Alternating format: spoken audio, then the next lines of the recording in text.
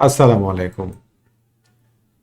নতুন বছরের শুভেচ্ছা থাকলো আপনাদের সবার প্রতি এবং নতুন বছরে আল্লাহ যেন আমাদের ব্যবসা করার তৌফিক দেন আরো ভালো মতো এই দোয়া করে আজকে আমার ভিডিওটা শুরু করছি।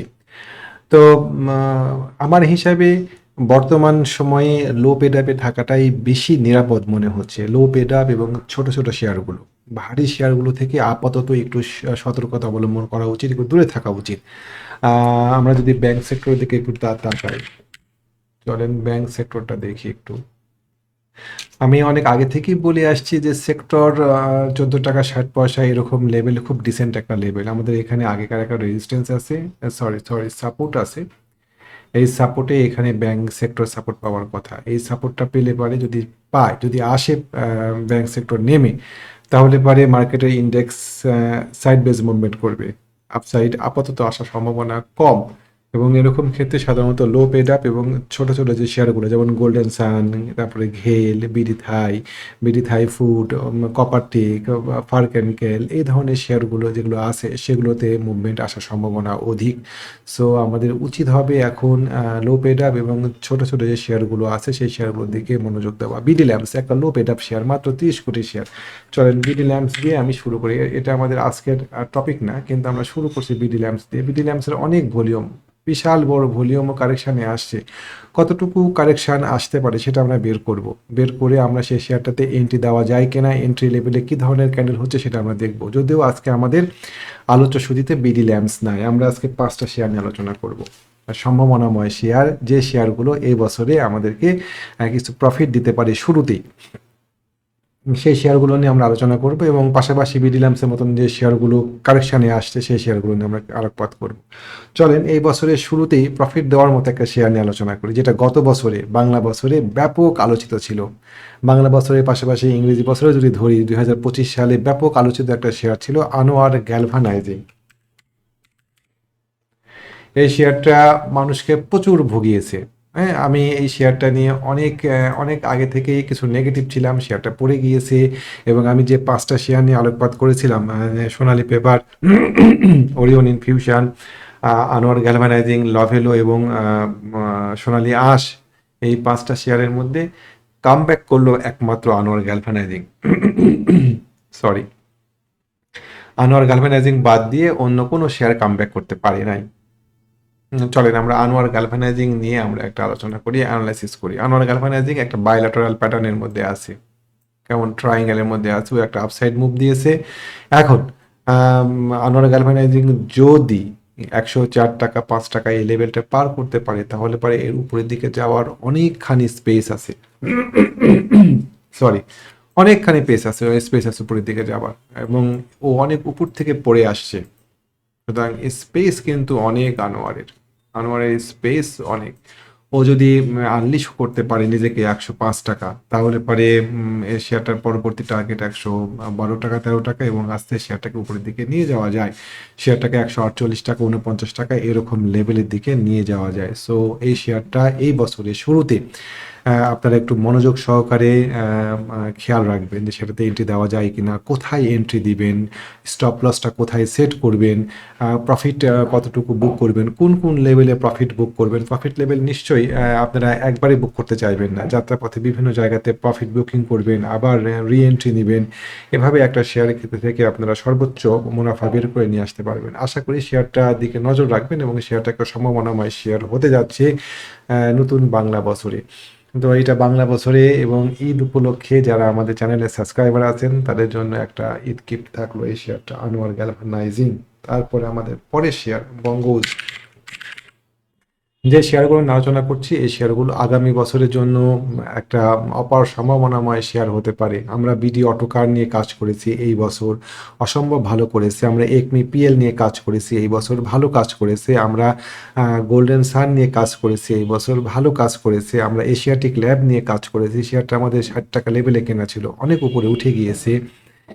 এরকম আমরা অনেকগুলো শেয়ার নিয়ে কাজ করেছি, আলহামদুলিল্লাহ শেয়ারগুলো বেশ ভালো। আপনারা জানেন আমরা এই শেয়ারগুলো নিয়ে আলোচনা, আমরা আমরা আমার ওপেন আমাদের অ্যানালাইসিস ছিল কিছু কিছু শেয়ারের ক্ষেত্রে।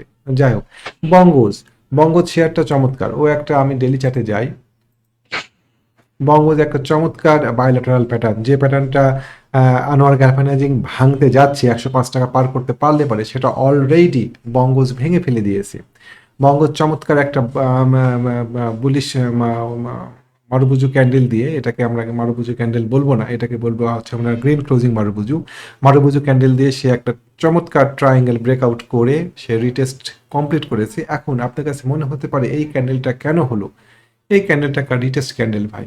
আমরা যদি সাপ্তাহিক চার্টে যাই, এখানে একটা চমৎকার সাপ্লাই ডিমান্ড এরিয়া সে পার করে গিয়েছে, সরি। তো ও এই জায়গাতে রিটেস্ট করতে আসবে, আরও একটু নিচেও নামতে পারে এই শেয়ারটা। এই শেয়ারটা মিস করব না আমরা, যদি কেনার ইচ্ছা থাকে। লো পেট আপ একটা শেয়ার, খুব বেশি শেয়ার নেই পাবলিকের কাছে, এই ধরনের শেয়ারগুলো মুভমেন্ট দিবে আপসাইড। সো যদি নাগালের মধ্যে আসে, যদি কিনতে চান, তাহলে এই শেয়ারগুলোতে আপনারা এন্ট্রি দিতে পারেন। বঙ্গজ, বঙ্গজের পরে আসেন মনোস্পুল। এই শেয়ারটা অনেক দিন ধরে মানুষকে জ্বালাচ্ছিল। এই শেয়ারটা একটা লেভেল ব্রেকআউট করেছে এবং আমরা এখানে একটা ইনসাইড বার ব্রেকআউট দেখছি, যদিও প্রাইস রিজেক্ট হয়েছে। আশা করছি এই শেয়ারটা আগামী দিনে কাম ব্যাক করবে। সো যারা নিতে চান মনোস্পুল, তারা বিবেচনা করতে পারেন এই শেয়ারটা নেবেন কি না। মনোস্পুলের পর আমরা দুটো ছোট ছোট শেয়ার নিয়ে আলোচনা করব, কপারটেক এবং ফারক্যাম। কপারটেক, এই কপারটেক শেয়ারটা আমাদের কেনা আছে, আমাদের পোর্টফোলিওতে শেয়ারটা আছে। আমরা এই শেয়ারটা 2 ধাপে কিনেছিলাম এর আগে। একটা শেয়ার কিনেছিলাম ঠিক এরকম জায়গায় 19 টাকা 50 পয়সা, এবং পরের শেয়ারটা কেনা ছিল আমাদের 20 টাকা 80 পয়সায়। 19 টাকা 50 পয়সা যে শেয়ারগুলো কেনা হয়েছিল 10% প্রফিট দিয়ে দিয়েছিল, এখান থেকে অর্ধেক প্রফিট বুক করা হয়েছে। নতুন এন্ট্রি নেওয়া ছিল 20 টাকা 80 পয়সা। শেয়ারটা পড়ে গিয়েছিল মার্কেটে, সেই 108 পয়েন্টে যে অপ্রত্যাশিত একটা ডাউনসাইড মুভ হয়েছিল, সেই মুভে এটা পড়ে গিয়ে কাম ব্যাক করছে শেয়ারটা, ভালো ভলিউম হয়েছে। আশা করছি এই শেয়ারটা আমাদেরকে আপসাইড অনেকখানি উপরের দিকে নিয়ে যাবে, অনেকখানি স্পেস তৈরি হবে। শেয়ারটা একদম বটম লেভেল থেকে উঠছে। কেমন এই শেয়ারটা? এই শেয়ারটাতে আমি আশা করছি আমাদের প্রাথমিক টার্গেট হবে এই শেয়ারটা অনেক উপরে, 24 টাকা এরকম জায়গা, 24 টাকা থেকে 25 টাকা এরকম রেঞ্জ হবে শেয়ারটাতে। আল্লাহ মালুম, আমরা দেখবো এই শেয়ারটা আমাদেরকে কোথায় নিয়ে যায়। কপার থেকে এরপরে আসেন হচ্ছে ফারক্যাম। ফারক্যাম, ফারক্যাম এই শেয়ারটা আমাদের কেনা আছে। এই শেয়ারটা আমাদের সেকেন্ড টাইম এন্ট্রি হলো। এই শেয়ারটা আমাদের কেনা ছিল 15 টাকা 10 পয়সায়, এরকম লেভেলে। আমরা আবার আজকে এন্ট্রি দিয়েছি, গত দিনকে এন্ট্রি দিয়েছি 16 টাকা 60 পয়সায়। চলেন আপনি আমাদেরকে দেখাই আর কি। আমরা গত বৃহস্পতিবারের দিন মার্কেট ওপেন হওয়ার আগে 9টা 54 মিনিট এবং 9টা 56 মিনিটে মনোস্পুল এবং ফারক্যাম এই দুটো শেয়ারের ট্রেড প্ল্যান দিই। আশা করি আপনারা দেখতে পাচ্ছেন স্পষ্টভাবে। তো দেখা যাক এই শেয়ার দুটো আমাদের কোথায় নিয়ে যায়। ফারক্যাম আমাদের আগে থেকেই কেনা ছিল 15 টাকা 10 পয়সায়, রি এন্ট্রি দেওয়া হলো এই শেয়ারটাতে, রিবাই করা হলো। মনোস্পুল ফ্রেশ বাই করা হয়েছে আমাদের গতকাল। তো এই হচ্ছে অবস্থা ভাই। এটা হচ্ছে শেয়ার মার্কেট। এখানে আমরা দীর্ঘমেয়াদী বিনিয়োগ করতে আসি নাই, পুঁজিবাজার। আমরা এখানে প্যাসিভ ইনকাম করতে আসছি, নিয়মিত প্যাসিভ ইনকাম, যেন প্যাসিভ ইনকামটা আমাদের স্থায়ী এবং নিয়মিত হয়। অনিয়মিত ইনকাম আমাদের কোনো উপকারেই লাগে না। যদি একটা ইনকাম ছোট হোক, কিন্তু যদি নিয়মিত হয়, তাহলে সেই ইনকাম দিয়ে অনেক পরিকল্পনা করা যায়। বাচ্চাকে আরেকটু ভালো স্কুলে দেওয়া যায়, ভালো একটা জায়গায় বাসা ভাড়া নেওয়া যায়, জীবনটাকে আরেকটু উন্নত করা যায়, সবকিছু মিলে। তো এই জন্যই আমাদের এই চেষ্টা, ধারাবাহিক ইনকামের চেষ্টা। আমাদের রুল হচ্ছে যে প্রফিট হলে পারে ম্যাচিউর ডেটে, আমরা অধিকাংশ শেয়ারই ম্যাচিউর ডেটে কিন্তু প্রফিট পেয়ে যাচ্ছি আলহামদুলিল্লাহ। ম্যাচিউর হলে পারে প্রফিট, ম্যাচিউর ডেটে আমরা যদি কেনার পরপরই যেদিকে আমাদের শেয়ারটা হাতে চলে আসছে, ম্যাচিউর হয়ে আসছে, বিক্রি করার উপযোগী হচ্ছে, সেদিকে বা তারপরে যদি শেয়ারটা 8 থেকে 10% প্রফিট হয়, তাহলে পরে আমাদের যে পোর্টফোলিও আমরা ম্যানেজ করি, যে গ্রুপে আমরা ম্যানেজ করি, সেই গ্রুপে বলা আছে আমরা যেন অবশ্যই 50% শেয়ার সেল করে দিই। সারা বছর ব্যাংকে টাকা রাখলে আমরা 8% 9%-এর বেশি প্রফিট পাই না। এখানে যদি আমরা 3 দিন 4 দিনে 8% 10% প্রফিটে আসে, তাহলে কেন আমরা 50% শেয়ার বুক করবো না, বাদ বাকি শেয়ার রেখে দিব। কেনা দাম আমাদের তো একটা কেনা দাম আছে, কেনা দামের কিছু উপরে স্টপ লস সেট করে বাদ বাকি শেয়ার আমরা রেখে দিব একটা দীর্ঘমেয়াদী প্রফিটের আশা। ওই শেয়ারটা যদি ঘুরে লসও হয় আমাদের, তাতেও আমাদের ক্ষতি নাই, আমাদের 50% শেয়ারে লাভ করেছি। আমরা অ্যাপেক্স স্পিনিং কিনেছিলাম। আমরা অ্যাপেক্স আমরা আমরা চেষ্টা করি একটা শেয়ারে দ্রুত প্রফিট বের করা। আমরা অ্যাপেক্স স্পিনিং কিনেছিলাম শেয়ারটাতে ঠিক এরকম দিনে। কোন দিনে? 2 এপ্রিল তারিখে কিনেছিলাম শেয়ারটা। আমাদের ম্যাচিউর ডেটে 15% প্রফিট দেখাচ্ছিল। আমরা শেয়ারটা 75% শেয়ার ছেড়ে দিয়েছি, বাদ বাকি 25% শেয়ার আছে, সেটা আমরা দীর্ঘমেয়াদী রাখার চেষ্টা করব ইনশাআল্লাহ। তো ব্যবসাটা হচ্ছে এরকমই, খুবই সহজ ব্যবসা। আমরা কেনার জায়গাটাতে সঠিকভাবে কিনবো, বিক্রি করা যায় সময় বিক্রি করতে চেষ্টা করব, এবং এর মধ্যে দিয়ে আমরা একটা ধারাবাহিক ইনকামের রাস্তাকে সুগম করব, এবং এইটাই আমাদের লক্ষ্য হওয়া উচিত। দীর্ঘমেয়াদী বিনিয়োগের ক্ষেত্রে আমাদের অনেক জায়গা আছে। দীর্ঘমেয়াদী বিনিয়োগের ক্ষেত্রে গোল্ড আছে, দীর্ঘমেয়াদী বিনিয়োগের ক্ষেত্রে ল্যান্ড প্রপার্টি আছে, আপনারা সেখানে বিনিয়োগ করতে পারেন। কিন্তু শেয়ার মার্কেট যেখানে এতটা অনিশ্চিত, সেখানে আমরা কেন দীর্ঘমেয়াদী বিনিয়োগ করতে যাবো? ইউনাইটেড এয়ারে যারা বিনিয়োগ করেছেন তাদের কথা চিন্তা করেন। তারপরে যারা ফিনান্সিয়াল সেক্টরগুলোতে বিনিয়োগ করেছিলেন 3-4 বছর আগে, তারা তো এই শেয়ারগুলোকে ভালো হিসাবেই কিনেছিলেন, তাই না?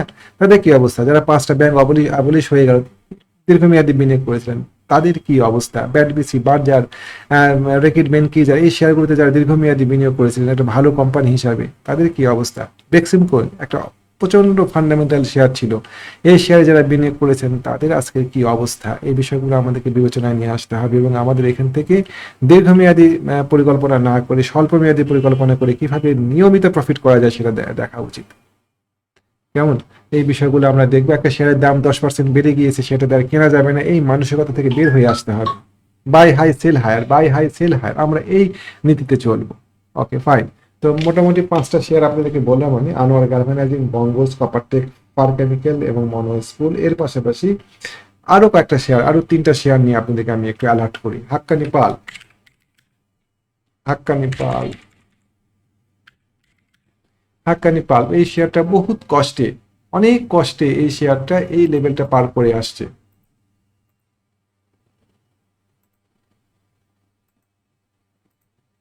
বহুত কষ্টে এই 75 টাকা লেভেল পার করে আসছে। ও আবার 75-এর নিচে নেমে যাবে, যে কোনো কারেকশনে আপনি শেয়ারটা নেওয়ার চেষ্টা করবেন।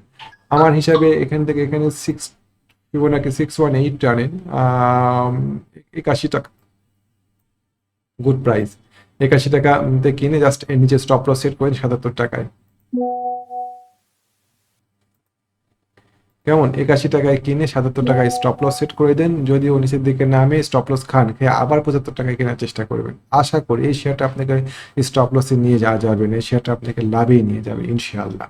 এই শেয়ারটা যে কোনো সময় মুভ আসতে পারে, হাক্কানি পাবে। তারপর এডিএন টেলিকম, এডিএন টেলিকম শেয়ারটা আমরা হোল্ড করছি। এই শেয়ারটা আমাদেরকে একটু ঝামেলার মধ্যে ফেলে দিয়েছিল, শেয়ারটা আবার ট্র্যাকে ফেরার চেষ্টা করছি। এই শেয়ারটাতে 62 টাকা লেভেল একটা শক্ত রেজিস্ট্যান্স ছিল, সে 62 টাকা লেভেলের উপরে মাথা উঁকি দিয়েছে। দেখা যাক ও আগামী দিনকে কি করে, আমরা এটাকে কঠিনভাবে নজর রাখবো এডিএন টেলিকম। তারপরে আসেন হচ্ছে বিডিথাই। ছোট ছোট আমরা ছোট শেয়ার লো পেটআপের দিকে এখন ফোকাস দিব, ব্যাংকের দিকে বড় শেয়ারগুলোর দিকে আপাতত না। বিডিথাই একটা চমৎকার এই জায়গাতে একটা মুভ দিয়ে দিয়েছে, মুভ দিয়ে এখানে আমাদের রিটেস্ট কমপ্লিট করেছে, করে আবার উপরের দিকে উঠছে। এই শেয়ারটাতে একটা ছোট্ট ঝামেলা আছে, এই শুটিং স্টারের মাথায় এটা এখানে আমাদের সাপ্লাই তৈরি হয়েছে। এটা যদি পার করতে পারে, আপনাদের কেনার কৌশল কি হবে এটা ঠিক করতে হবে। যে কোনো জায়গায় শেয়ার না কিনে 13 টাকা 50 পয়সা পার করে কিনেন, তাহলে কনফার্ম হওয়া যাবে। স্টপ লস সেট করে রাখবেন একটা নির্দিষ্ট জায়গায়। ওকে, তো এটা আমরা দেখবো। তো মোটামুটি হলে আমি কটা শেয়ার দিলাম? 5টা শেয়ার দিলাম, সম্ভাবনাময় শেয়ার, যেটা কথা বলা হলো। আমি আবারও নাম বলি, আনোয়ার গার্মেন্টাইজিং, বঙ্গজ, কপারটেক, ফারক্যাম আর মুন্নুসপুর। এর পাশাপাশি হাক্কানি, এডিএন টেলিকম এবং বিডিথাই, এই শেয়ারগুলোর দিকে একটু নজর দিবেন। কেমন? এর পাশাপাশি এসপিসিরা, না এসপিসিরা না, এসপিসিএল এই শেয়ারটা দেখা যাক কি করে। ও এখানে একটা বাইল্যাটারাল প্যাটার্ন পার করার চেষ্টা করছে। এসপিসিএল যদি 52 টাকা পার করতে পারে, যাদের কাছে আছে তারা একটু সতর্ক হন। এটা যদি 52 টাকা লেভেল পার করতে পারে, তাহলে এখানে আপসাইড স্পেসের জায়গা আছে অনেকখানি। কেমন? এসপিসিএল এর শেয়ারটা মানে আমি এটাকে লিস্টে নিয়ে আসি নাই, কিন্তু আপনাদেরকে একটু একটু বলছি আর কি, যে শেয়ারটার সামনে ভালো হওয়ার চান্স আছে এসপিসিএল।